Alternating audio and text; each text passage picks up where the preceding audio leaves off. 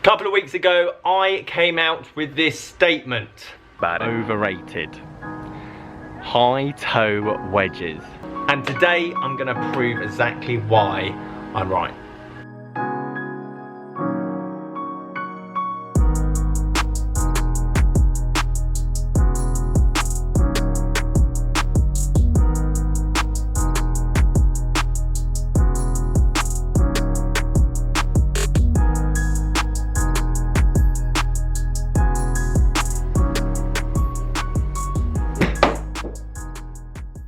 Okay, before you go and grab your pitchforks and come and hunt me down, I need to do some explaining, because I know there's quite a few people out there that really do enjoy a high toe wedge, or the PM Grind from Callaway. That's the wedge I'm going to be using today. Obviously, I could have used a tailor-made one as well. But I just want to get my points across, my views across, and also hear from you guys. So please leave a comment down below. Are we a big fan? Are we not a fan? Or have I converted you to at least see my reasoning behind my thoughts of thinking this club is just a bit too much height? Okay, so let's get explaining. 60-degree PM Grind looks unbelievable. I'm not gonna lie, I feel like they look good. And this is a confidence building club. Equally good looking club, and I definitely have these in the bag. Callaway Mac Daddy with this kind of camo effect on it. Again, 60 degrees. This has got 12 degrees bounce. No, 10 degrees bounce. It's got 12 degrees bounce. So there's a slight difference between them. However, for my flop shot lob wedge game, negligible. You'll see my inconsistencies. Obviously, the flop shot is a very difficult shot. There's a reason this is called the PM Grind, because Phil Mickelson has the magical touch and the magical hands to use this to the full effect. And I'm not saying this is useless. However, has to be in the right hands. And can you do every shot unimaginable around your normal golf course with your greens that are going to be on average 9 to 10 on the stimp meter, not 13 to 14, and you're going to be out of semi-rough, not deep rough? Can this do the majority of shots that you need it to, or your 4-year-old, 5-year-old wedge, whatever it might be, as long as it's conforming? Do you actually need to be converted? And this is my point when it comes to high toe wedges and the kind of presumption and the myth behind them. Okay, point number one. Do these produce any different spin rate when the club face is massively open? And pretty much when these are set up against the ground, there's very little difference between that kind of bounce or that grind. So I want to see, does this produce more spin rate when you open that club face? And this is kind of my argument number one. The more I do that, the less you compress the golf ball, therefore the less it's going to spin. Therefore, if I'm opening this club face all the way out here, does it really matter I've got those grooves at the very end of the golf club? Or can I just get away with a normal wedge?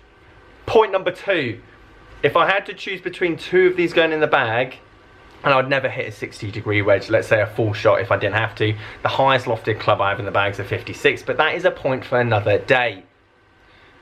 Which one would I feel more confident at hitting from that distance, say 60, 70 yards? And it would have to be this one, purely because it just feels too big. It feels like a shovel. Now, this is why this is good, and this is why this sells, and this is probably why a few of you like using this club. And can I just say, if you like the feel, you like the look and the sound of a club, when you come to a club fit for me, with me I should say, I'm more than likely going to go into that area. As long as you've got semi-right flex and whatever length, if you say, Simon, I love this, you're going to walk out the door with one of these.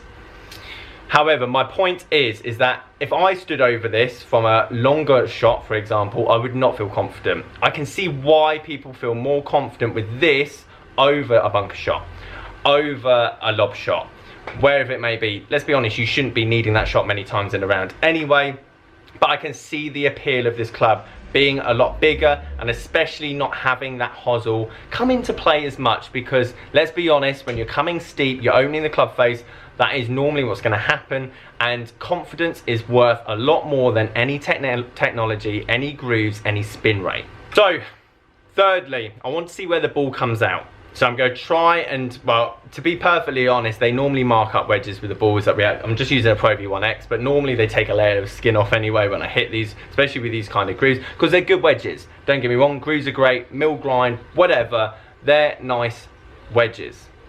But I want to see where the ball's coming off the face, because let's be honest, if the ball just keeps coming, especially, I'm not saying I've got the best technique in the world, but I've definitely not got the worst. If the ball just keeps coming out of here, then what's the point in all of this up there, if that makes any sense? So I want to see where the ball comes out of. I want to see how high I can get each of them. I'm going to obviously be hitting the ball very close to the net or the screen even, because otherwise, well, I did an experiment and this happened. So obviously we're going to be going as close to the net as possible. I'm going to hit 5 shots in a row, basically hitting both of these. Some are going to be good, some are going to be bad. However, I just want to give it a fair test and just show you the relation of spin rate to compression to ball speed to actually, does any of this actually matter? On a lot of talking, I haven't even asked you to subscribe or like the video yet. That's how enthralled I am in today's topic. So let's go and put these to the test. Let's go and see the numbers and yeah, let's talk through my thoughts. I think my biggest issue when it comes down to these high toe plus PM grind wedges, whatever you want to call them, is the fact that companies are facilitating and encouraging this kind of play when it's just relatively not the shot. I used to play this shot all the time when I first started playing golf. I used to love it, and don't get me wrong, when you pull it off, looks the nuts, but it's not the percentage play. I'm not a very good player at these. There's a reason I've taken up long drive. Short game's not my best part of the game. However, you'll see a very distinctive shot, whether it's short because the club is open so much, and don't get me wrong, when I hit some with the PM grind, it's so easy to do. Basically, that Phil Mickelson, get the club underneath it, it goes up and only goes 8 yards and stops on a dime.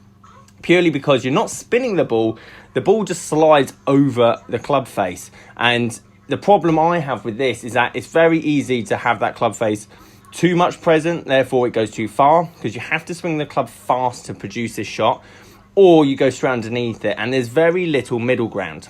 There's the wedge with the camo, and you can see, even though I've opened that club face up, that's pretty much where I was hitting the majority of shots, and they're still in the groove and nowhere near the high toe. So again, the PM grind in the hands, and you can see the way it almost just comes up and out. It's like that pop shot. Now I'm trying to hit it 20 yards towards that flag. I thought a 20-yard shot's kind of what a flop shot's for. But there's quite a few times where I'm hitting this shot and I either catch it very well, therefore it goes too far past, or I catch it straight underneath and it almost stops. Don't get me wrong, I didn't hit fantastic shots with this club the whole time. So the biggest thing for me is there's no right or wrong here. You can hit these shots with any wedge. However, the fact that they've got grooves all the way to that top end of the wedge, you're just never going to use them. I can't see a shot, and please comment down below. Tell me a shot where you'd actually use that shot and use those grooves. And again, you see very similar strike patterns with both wedges side by side. So guys, let's have a look at the numbers. Hopefully I explained quite a bit whilst I was hitting the shots. But what I want you to understand, I think is mainly the key, is more of the technique, and my technique wasn't great, determines how far the ball goes. So at the end of the day, the more you open that club face, the more the ball slides underneath it, goes up and doesn't necessarily go forward. Obviously you can see the higher ball speed shots here equate to obviously more spin rate, purely because the ball's compressing more against the face because there's probably less dynamic loft, which equals more spin rate. Forget club head speed, the monitor can't measure club head speed, so it just works it out with ball speed efficiency equals that one, for example. Don't know why I did that. So forget club head speed. Spin rate, however, pretty much consistent. Definitely got more spin on one of the shots with a high toe wedge shot there, for example. However, it did mean that the ball was actually going further than the majority of the shots and actually caught it a bit better. Again, technique definitely comes down to it, but if I hit the same shot with that club there, I can't see it being much different. These shots, for example, all came out pretty much the grooves of the club face, and to be honest, that could be down just to my technique over years of obviously hitting those shots, and I've never used high toe wedges in the game, therefore my technique might be different.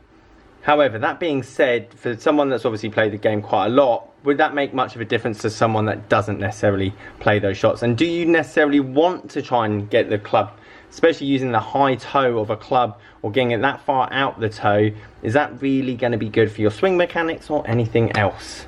So hopefully I've explained that enough. Obviously there are the numbers if you want to look into more detail. However, let's round up this video. Okay guys, so there we have it. That versus that. Again, all I'm trying to say is not necessarily this is a bad wedge. If anything, I actually potentially like the look of this one better. However, doesn't do what it says on the tin, especially with TaylorMade saying high toe wedges. I can't see a situation where you need to hit a shot out of the high toe. Everything's going to be very much the first few grooves, and if you open the club face, obviously it's going to be slightly more off center. However, enough that you're not going to get the spin, questionable. And if you're changing your swing to make sure you're hitting it out there, is that really good for the long-term progress of your golf game? Anyway, hopefully I've cleared up my doubts in terms of high toe wedges. Guys, if you've got any questions or if you've got any queries, leave a comment down below. Otherwise, I'll catch you later.